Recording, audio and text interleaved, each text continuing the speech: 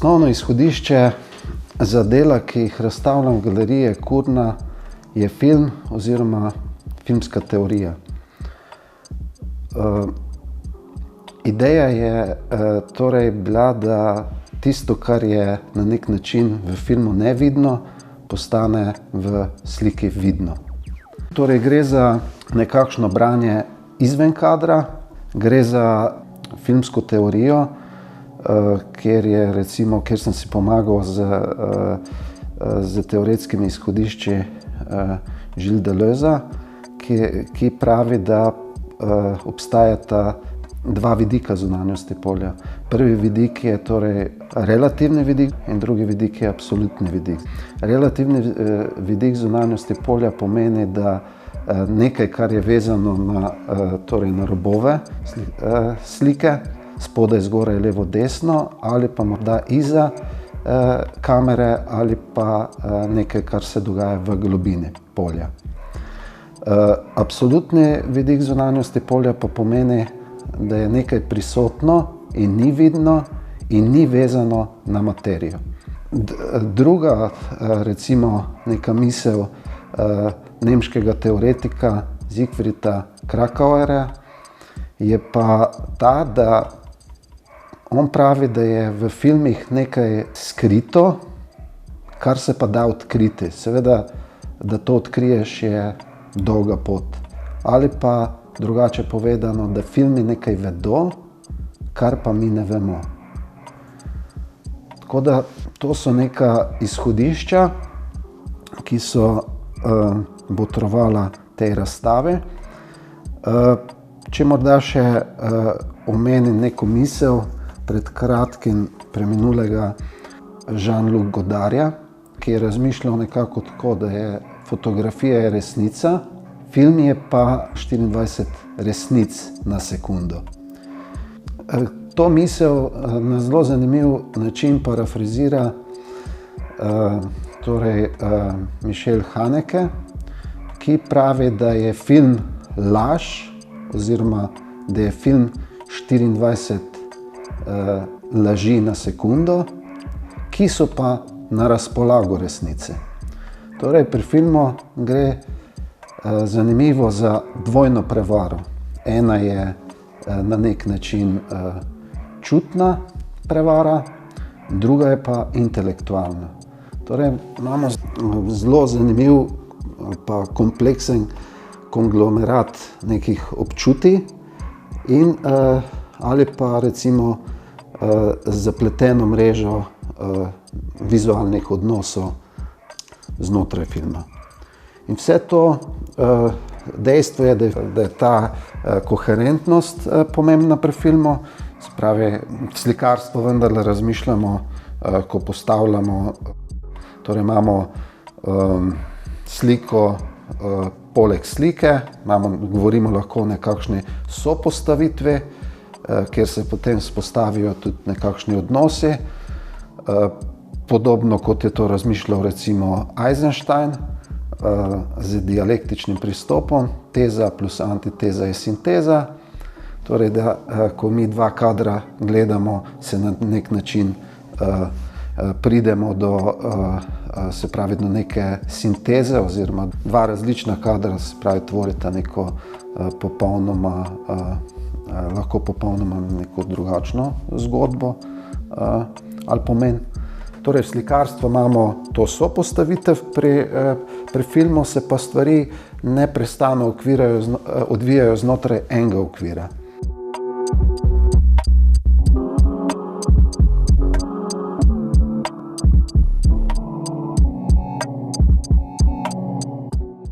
Na razstavi so prisotni trije cikli slik, in sicer prvi cikel je nekako, gre za interpretacijo enega kadra, potem v drugem ciklu bi lahko govorili, kjer gre za nekakšno sopostavitev dveh, treh ali več kadrov, in potem je tretji cikel, kjer pa razmišljam v sliki na način, kako recimo zajeti celotni film, torej od začetka do konca, če hočete recimo 100-200 minut. To je predvsem prisotno pri teh slikah večjega formata, pri barvnih slikah. Recimo pri sliki Enter the Void 2 je slika inspirirana z filma Jackie Brown, kjer me je zanimalo recimo, kako ta struktura, kako film dejansko deluje. Inspirirana je predvsem z uvodno sekvenco, ko vidimo nekakšen mozaik in potem z desne proti levi vstopa protagonistka filma in potem se seveda stvari odvijajo naprej. In to je bilo samo izhodišče, potem me je pa zanimalo, kakšna je bila barvna logika, kako se je recimo strukturirala zgodba, se pravi zasnova, točka zapleta, soočanje z ovirami, druga točka zapleta, razrešitev, potem kako je spet ta element zunanjosti polja deloval in tako naprej. To je recimo pri teh slikah večjega formata. Potem po drugi strani me pa zanimalo potem pri tej drugi seriji slik, torej kjer gre za 2, 3 ali več slik, se pravi filmskih slik, filmskih frejmov, ki sem jih na nek način združil z skico, oziroma ko sem gledal film, sem risal z svinčnikom, sem naredil 300-400 skic, sem potem naredil natančen izbor in se pravi zelo natančno sem izbral skico in jo potem poskušal prenesti v se pravi slikarski medij. Pri teh slikah me je zanimalo, kako, ko danes je ta, se pravi, vsi gledamo neke, telefone, računalnike in tako naprej. In me je zanimalo, kaj se dogaja iza te vglobine, se pravi to digitalno drobovje slike. Potem pa imamo slike, kjer je pa recimo me zanimalo torej en posamični frame, kaj se dogaja znotraj enega posamičnega frejma in se pravi ta prostor vmes med se pravi pozicijo gledalca in nekaj in podobo. Zdaj po drugi strani recimo na slikah, ki so naslovljene Modri žamet, sem naslikal Deana Stockwella, ki je lansko leto umrl. Takrat sem naslikal te 3 slike, nekakšen triptih, kjer me je pa zanimala, se pravi, slike se nekako transformirajo v nekakšen madež, podobno kot bi lahko govorili pri sliki ambasadorja Hansa Holbeina, kjer vidimo na sredini slike torej nekakšen madež, ko pa spremenimo točko gledišča, pa se stvar spremeni, transformira v lobanjo. Se pravi, govorimo o nekakšnem memento mori. In ta koncept, se pravi, sem probal prenesti s pomočjo filma v lastno slikarstvo, se pravi ta premik, ker me ni zanimalo nekakšno kopičenje pogledov, ampak torej razširjen pogled na neko tematiko. Vse skupaj sem pa transformiral seveda v madež, ker se mi je to zdelo edino primerno za takšno situacijo. Zdaj, v tem kontekstu morda še lahko omenim Siegfrieda Krakovera, ki razmišlja torej o filmu, da filmi nekaj vedo, kar pa mi ne vemo, oziroma da je v filmih nekaj skrito, kar se pa da odkriti. Seveda je za to potrebna dolga pot. Se pravi, in pri tej poti nam lahko pomaga filmska teorija. Pri slikah, ki sem jih naslovil Jeff, gre za uvodno sekvenco filma Dvoriščno okno, kjer me je zanimal torej čas in prostor, v katerem se nahaja glavni protagonist. In tule sem odkril neko razmišljanje Mirana Božovića, ki pravi, da naj bi, ko gledalec gleda ta film, je v bistvu pozicija gledalca, kot da bi bil izza mrežnice. Torej, zelo podobna situacija kot pri konceptu Camera Obscuro, kjer se dejansko potem to, kar recimo ta glavni protagonist, ki ga igra Jimmy Stewart, je v poziciji gledalca, on gleda, vidimo to, kar gleda, in potem naenkrat se kot gledalec transformira v, se pravi, naenkrat postane gledan. Se pravi, kot kjer gre za obrnjeno sliko, se dejansko tam v filmu, se pravi, se stvari podobno obrnejo, zamenjajo, kot v Cameri Obscuro. In zanimala me je ta pozicija, kakšna je ta pozicija gledalca, torej da soba deluje kot oko, oko seveda z mrežnico, in se pravi, gledalec pa stoji izza mrežnice. Takemu načinu razmišljanja ali gledanja sem potem dodal še dve slike iz filma Doktor Mabuse, Fritza Langa, kjer poskušal sem ta dva pogleda združiti v en pogled. Tako da na nek način tule ne razmišljam, da bi šlo za posamične slike, ampak gre za nekakšno, recimo temu, slikarsko instalacijo. Potem na slikah Tokyo Story, torej inspiracija je japonski film znanega režiserja Ozuja, ki je zelo zanimivo celo življenje snemal s 50-milimetrskim objektivom in večinoma v spodnjem rakurzu. In če je na mojih prejšnjih delih prisotno bil osnovni koncept, torej vzel sem 1 sekundo filma, sem tokrat se osredotočil pri Tokyo Story torej na zamrznjen kader, statičen kader, in vzel sem tretjino sekunde, se pravi 8 frameov istega kadra in en frame, se pravi z sopostavljenega, če hočete, drugega kadra.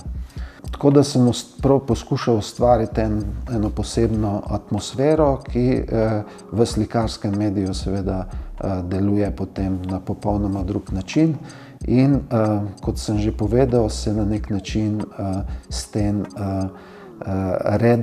redefinira referenčni okvir. Se pravi, naenkrat začnemo gledati na znano na popolnoma drug način, oziroma se tudi zamenja na nek način točka gledišča. Pri Šestkotniku je pa nekako inspiracija bila film Matrica, ki pa sem čisto preprosto, se pravi, gre dobesedno za razpad nekega sistema, kjer se praktično vse razkroji in potem na nek način sintetizira v neko novo celoto. In seveda je prisoten tudi ta vidik, absolutni vidik zunanjosti polja.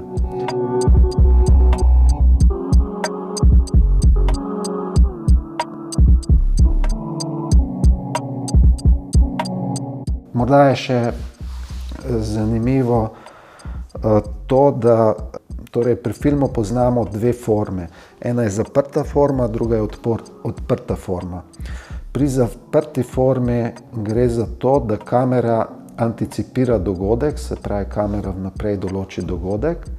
Pri odprti formi pa gre za to, da dogodek določa na nek način kamero. Se pravi, da neki dogodki, recimo, če bi šli snemati ali pa gledati nogometno tekmo, naš pogled bi se obračal v smeri, najverjetneje v smeri žoge, se pravi poti žoge. In torej žoga kot dogodek bi usmerjal naš pogled. Tako da zelo zanimivo je, če gledamo, kako recimo filmi in tudi recimo zgodnje slikarstvo kako so recimo manipulirali ali pa slikarji, slikarji so za moje pojme bili prvi režiserji na nek način, ki so imeli na razpolago samo en kader, kako so usmerjali gledalčevo pozornost. Torej, to so dejansko 4 parametri, torej barva, na nek način tudi gibanje, latentno gibanje recimo, potem svetloba in na nek način ostrina, torej v narekovajih seveda pri slikarstvu. Pri filmu pa še danes to velja kot, se pravi, osnovno sredstvo za usmerjanje gledalčeve pozornosti je barva, ostrina, gibanje, svetloba. Torej, zelo me je zanimalo najprej po eni strani, kako forma usmerja gledalčevo pozornost, pa kako lahko nekaj napove za naprej. Po drugi strani pa kaj je tisto, kjer je fokus pri samem gledanju, pri sami percepciji filma. Ta srednji cikel, kjer vzamem več kadrov, ampak to gre najprej proces risanja, torej najprej rišem. Imam celo zbirko teh risb, kar nekaj filmov sem dobesedno, se pravi, ob gledanju risal. Se pravi, to sem zajel stvari, ki na nek način sem poskušal dopolniti tiste stvari, ki jih na nek način v kadru ne vidimo, ampak so zunaj kadra. Gre za nekakšen zapis z risbo. Potem pa seveda, ko se stvari čez čas, ko grem spet to gledati, ko pač iščem, ko pregledujem te zapise, naredim izbor in konkretno ta slika zadaj, recimo, je torej sestavljena iz 3 kadrov, se pravi zgoraj, nekakšen, kot so včasih bili, to gre konkretno za, se pravi, naslovil sem to sliko Smiley Nosferatu. Gre za 3 risbe, ki so narejene bile z svinčnikom, se pravi 3 kadre. Torej zgoraj je nekakšen iris, kot so včasih, ko se je kader odpiral pa zapiral. Se pravi, tule, če poznamo zgodbo Nosferatuja, vemo, da pač gre za nekakšne vampirje. Zelo zanimiv film. Gre preprosto za eno tablo, ki pa združuje 3 risbe. Seveda sem potem to na nek način transformiral popolnoma nekaj drugega. Tako da tule gre za ta koncept. Pri slikah, kjer pa gre za sopostavitve, tam pa praktično vzamem 3 frame ali pa 3 specifične momente, ki se mi zdijo v dani situaciji pomembne.